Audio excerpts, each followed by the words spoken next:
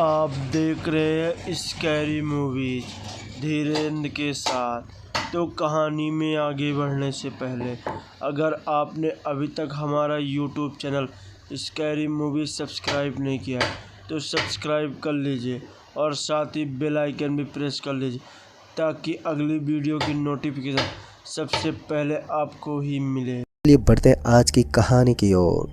दोस्तों, आपने इस कहानी के पिछले भाग में देखा कि कैसे बिमलेश और उसके पिताजी किंतु स्टेशन से गायब हो जाते हैं और उनके गायब होने के बाद जो हुआ। आइए बढ़ते हैं इस कहानी के अंतिम भाग की ओर। दोस्तों, इस कहानी का अगर आपने पहला भाग नहीं देखा है तो देख लें, लिंक नीचे डिस्क्रिप्शन बॉक्स में दिया गया है।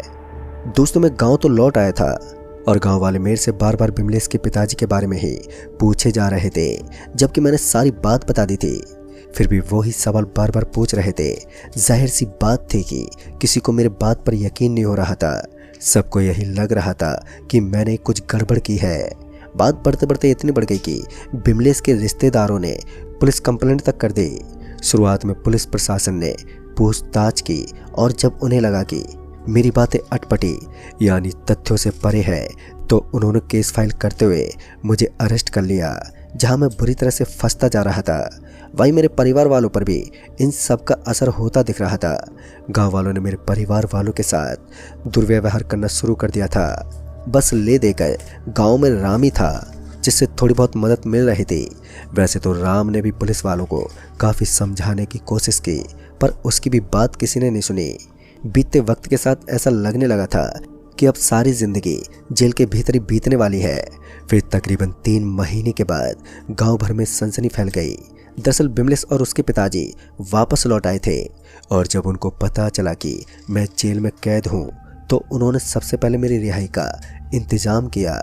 जेल से बाहर आने के बाद अब मुझे ये जानना था कि आखिर बिमलेश और उसके पिताजी कहां पर गायब हो गए थे और आखिर उस किंतु स्टेशन पर रात के वक्त घूमता वो आदमी है कौन।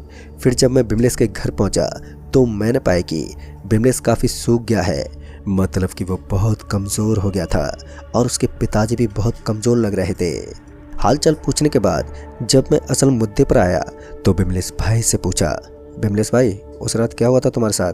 जिस पर बिमलेश भाई एक गहरी सांस लेने के बाद बोले, उस रात जब हमारी ट्रेन किंतु स्टेशन पर रुकी तो तब मैं जगा ही हुआ था। तभी मेरी नज़र राम पर पड़ गई जो उस वक्त खीरा खा रहा था। राम पर नज़र पड़ते ही मैंने राम को आवाज़ देते हुए कहा, राम तुम इतनी रात को ट्रेन से क्यों उतरे? जिस पर राम ने कहा, बस ताज़ी हवा खाने के लिए, बोगी में दम सा घुट रहा था। अभी हमारी बातचीत चली रही थी कि तभी ट्रेन ने चलने का हॉर्न दिया।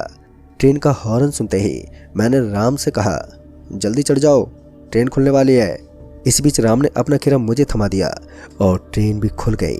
ट्रेन के खुलने के बाद राम का दिया वो खीरा मैं खाने लगा और जैसे वो खीरा मैंने ख़त्म किया कि मेरे पेट में ज़ोरों से दर्द स्टार्ट हो गया, जिसके चलते मुझे वॉशरूम जाना पड़ा।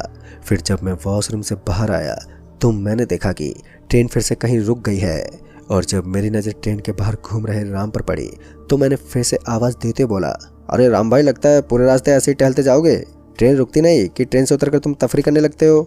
मेरी आवाज़ सुनते ही राम मेरी तरफ पलटा और मुस्कुराते हुए मुझे भी इशारे से बाहर बुलाने लगा। चूँकि ट्रेन अभी भी रुकी हुई थी तो मैं भी ट्रेन से नीचे उतर गया और ट्रेन से नीचे उतरते ही राम प्लेटफार्म से स्टेशन के एग्जिट की तरफ जाने लगा। राम को ट्रेन के एग्जिट की तरफ जाते देख मैंने उसे रोकने की बहुत कोशिश की, पर वो रुकने की जगह मुझे ही अपने साथ चलने का इशारा करने लगा। जिस पर मैंने कहा भी, यार राम ये तुम कहाँ जा रहे हो? ट्रेन तो कभी भी खुल सकती है। मेरे इतना बोलते ही राम मुस्कुराया और मेरे पीछे देखने लगा और जब मैंने पीछे पलट कर देखा तो मेरा दिमाग ही चकरा गया, क्योंकि जब मैंने पीछे पलट कर देखा तो मैंने पाया कि मेरी ट्रेन अब प्लेटफार्म पर है ही नहीं। मुझे पता ही नहीं चला कि कब मेरी ट्रेन वहाँ से चली गई।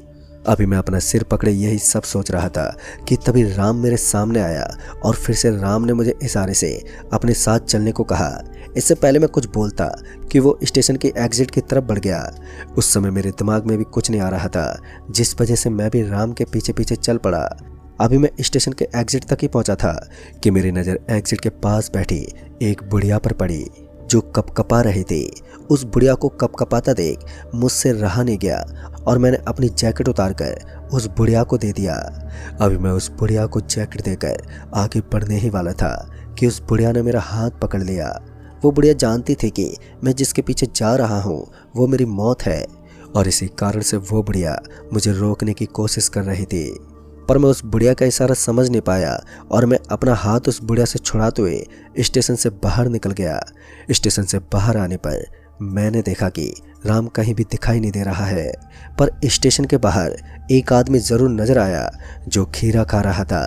मैंने उससे जाकर पूछा, भाई साहब आपने किसी काले बुसट वाले आदमी को यहाँ से जाते हुए देखा है? जिस पर उसने इशारे से हाईवे की तरफ इशारा किया जहाँ पहले से एक बस लगी थी। मुझे लगा कि राम बस में ही होगा तो मैं तुरंत ही उस बस की तरफ बढ़ा। अभी मैं बस की तरफ बढ़ ही रहा था कि तभी बस खुल गई और बस को खुलता देख मैंने ज़ोर से आवाज़ देते हुए बोला, अरे भाई साहब रुको, मैं भी आ रहा हूँ। मेरे इतना बोलते ही बस थोड़ी आगे जाते ही रुक गई और मैं भी दौड़कर बस में चढ़ गया। अभी मैं बस में चढ़ा ही था कि बस फिर से चल पड़ी। बस में चढ़ने के बाद मैं बस में राम को ही ढूंढ रहा था, पर बस में राम नहीं था। राम को बस में ना देखकर मैं थोड़ा हड़बड़ा गया और मैंने ड्राइवर को आवाज़ लगाते हुए बोला, अरे भैया बस रोक दो। अभी मैंने इतना कहा ही था कि बस ड्राइवर ने बस रोक दी और मैं बस से नीचे उतरकर वापस से स्टेशन की तरफ भागा। पर काफ़ी भागने के बाद भी मैं इस बात से हैरान था कि अभी तक मैं वापस स्टेशन तक नहीं पहुंच पाया था, जबकि मैं भागते भागते काफ़ी दूर चला आया था और जब बस भी चली थी तो वो भी ज़्यादा दूर नहीं गई थी। फिर आखिरी स्टेशन क्यों नहीं आ रहा था? जैसे जैसे समय बीतता जा रहा था वैसे वैसे मैं भी होपलेस होता जा रहा था। साथ ही मैं भाग भाग कर इतनी बुरी तरह से थक गया था कि अब मेरे से बिल्कुल भी भागा नहीं जा रहा था, जिस वजह से मैं वहीं सड़क के किनारे बैठ गया और ये सोचने लगा कि आखिर ये कौन सी जगह है जहां आसपास कुछ भी नहीं है। ये सड़क पर भी कोई गाड़ी आ जा नहीं रही थी। मन में उठ रहे बेहिसाब सवालों ने मुझे अब डराना शुरू कर दिया था। इससे पहले मैंने ऐसा कुछ ना तो देखा था और ना ही किसी से सुना था। अब ले देकर बस सुबह होने का इंतज़ार था। शायद सूरज के उगते ही ये बुरा सपना टूट जाता, पर ऐसा कुछ भी नहीं हुआ क्योंकि ये कोई सपना नहीं था। सुबह तो हुई पर अभी भी रात की तरह चारों तरफ गहरी खामोशी पसरी हुई थी और जब मैंने आसपास नज़र घुमाई तो सिवाय घने पेड़ों के अलावा कुछ भी नज़र नहीं आया। उस वक्त मेरे पास उस सीधी जाती सड़क पर आगे बढ़ने के अलावा कोई दूसरा चारा भी नहीं था, लिहाजा मैं चलता ही रहा और जब सूरज ठीक सिर के ऊपर पहुंचा तो मेरा गला सूखने लगा, पर वहाँ हवा के अलावा और कुछ भी नहीं था। जल्दी मैं फिर से थक कर बैठ गया और इस बार पता नहीं कैसे मेरी आंख लग गई और जब किसी गाड़ी की हॉर्न सुनाई पड़ी तो मेरी आंख खुल गई। आंख खुली तो मैंने पाया कि अब रात हो चुकी है और जब मैंने सड़क की एक ओर देखा तो एक रोशनी सी दिखाई पड़ी। उस रोशनी को देखकर ऐसा लग रहा था वो किसी गाड़ी की हेडलाइट की रोशनी है। मैं फौरन ही उठा और सड़क के बीचों बीच जाकर उस आती हुई गाड़ी को रुकवाने की पूरी कोशिश करने लगा। फिर जब वो गाड़ी मेरे पास आकर रुकी तो मैंने पाया कि ये तो वही बस थी जिससे उतरने के बाद मैं इस अजीब सी जगह में फंस गया था। मैं उस बस में चढ़ते ही बस ड्राइवर से बोला, अरे भाई कौन हो तुम लोग और ये कैसा रास्ता है जो कभी ख़त्म ही नहीं होता? पर वो बस ड्राइवर ना तो कुछ बोल रहा था और ना ही बस आगे बढ़ा रहा था। वो सिर्फ एक टक मुझे ही देखे जा रहा था। वहीं बस में सिर्फ गिन के 2 लोग बैठे थे जो उस बस ड्राइवर की तरह ही मुझे घूरे जा रहे थे। मुझे समझ में नहीं आ रहा था कि अब मैं करूं तो करूं क्या। कुछ देर बस में वैसे ही खड़े रहने के बाद मुझे एक झटका सा लगा। मैं उछलते हुए बस से नीचे गिर पड़ा। मेरे बस से नीचे गिरते ही वो बस एकदम से वहाँ से निकल गई। फिर उसके बाद न जाने कितनी रातें बीती और दिन, ये मुझे याद भी नहीं। मैं उसी रोड पर चलता रहा। वो तो अच्छा था कि वहाँ के घने पेड़ों पर फलों की कमी नहीं थी, जिसकी वजह से मैं जिंदा रहा। और जब मैंने सारी उम्मीद छोड़ दी तो एक रात मुझे उसी सड़क पर 2 लोग आते हुए नजर आए। उन दोनों को देखकर मुझे बहुत खुशी हुई क्योंकि पिछले कई महीनों से मैंने वहाँ कोई दूसरा इंसान नहीं देखा था। फिर जब मैं उन दोनों के करीब पहुँचा तो मैं अपने पिताजी को देखकर हैरान हो गया। मैं पिताजी के गले लगकर फूट फूट कर रोने लगा। पिताजी के साथ वही स्टेशन वाली बुढ़िया थी जिसे मैंने जैकेट दिया था। फिर जब उस बुढ़िया ने कहा, अगर तुम दोनों हमारी इस दुनिया से बाहर निकलना चाहते हो तो तुम्हें किंतु स्टेशन पहुंचना होगा। जिस पर मैंने उस बुढ़िया से कहा, अम्मा मैं ना जाने कितने वक्त से उस स्टेशन की तलाश कर रहा हूँ पर आज तक वो स्टेशन नहीं मिला। जिस पर उस बुढ़िया ने कहा कि जब वो बस यहाँ से गुजरेगी तब तुम्हें उस बस के पीछे पीछे जाना होगा, और जब वो बस रुकेगी तो उसी जगह वो स्टेशन वाला आदमी उस बस से नीचे उतरेगा और तुम चुपचाप उसके पीछे पीछे चले जाना। आगे का रास्ता अपने आप ही बनता चला जाएगा और जैसे स्टेशन दिखे तुम स्टेशन के अंदर चले जाना और फिर स्टेशन से सुबह होने तक बाहर मत निकलना। ये बोलकर वो बुढ़िया वहाँ से जाने लगी और उस बुढ़िया को वहाँ से जाते देख जब मैंने बुढ़िया को रोकने की कोशिश की तो उस बुढ़िया ने कहा कि मेरे पीछे आने की सोचना भी मत। बुढ़िया के इतना कहते ही हम बाप बेटे वहीं रुक गए और वो बुढ़िया कहीं गायब हो गई।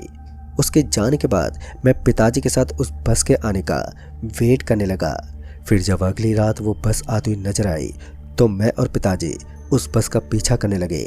चूंकि बस की स्पीड तेज होती थी जिस वजह से हम ज़्यादा देर तक उस बस का पीछा नहीं कर पाते थे, पर हम वहाँ जाकर रुक जाते जहाँ तक बस दिखाई देती थी और ये सिलसिला काफ़ी लंबा चला। किसी किसी रात तो हमें बस के आने तक का पता नहीं चलता था, पर पिताजी और मैंने हिम्मत नहीं हारी और आखिरकार हम बस का पीछा करते करते उस जगह पहुंच गए जहां वो बस रुकी और उस बस से वो खीरे वाला आदमी उतरा और अब हमें उस आदमी का पीछा करना था। फिर जब मैंने उस आदमी को जंगल की तरफ जाते देखा तो मैं पिताजी के साथ चुपचाप उस ओर गए और जब जंगल के अंदर दाखिल हुए तो सामने का नज़ारा एकदम से बदल गया। सामने किंतु स्टेशन था और स्टेशन को देखकर हमारी खुशी का कोई ठिकाना ना रहा। मैं पिताजी का हाथ पकड़े किंतु स्टेशन के अंदर चला गया और जैसे हम दोनों स्टेशन में दाखिल हुए तो मैंने देखा कि स्टेशन की बेंच पर वही आदमी बैठा खीरा खा रहा है। इस वक्त स्टेशन पूरा वीरान पड़ा था। उस वक्त डर तो बहुत लग रहा था, पर मैं पिताजी के साथ किसी तरह वहीं पर बैठ गया और जब उस खीरे वाले आदमी की नज़र हम पर पड़ी तो वो हमारे पास आकर हम दोनों को घूरने लगा, पर मैं और पिताजी अपनी जगह से टस से मस नहीं हुए। अभी वो आदमी हमें घूर ही रहा था कि तभी कुछ पुलिस वाले वहां पर आ गए। उन पुलिस वालों के शोर से वो आदमी वापस से उसी बेंच पर जाकर चुपचाप बैठ गया और सुबह होते होते वो आदमी वहां से कहीं गायब हो गया। सुबह होने के बाद जब हमने पता किया कि पटना की ट्रेन कितने बजे की है तो हमें मालूम चला कि ट्रेन 3 बजे की है और फिर हम उस 3 बजे वाली ट्रेन से पटना लौट आए।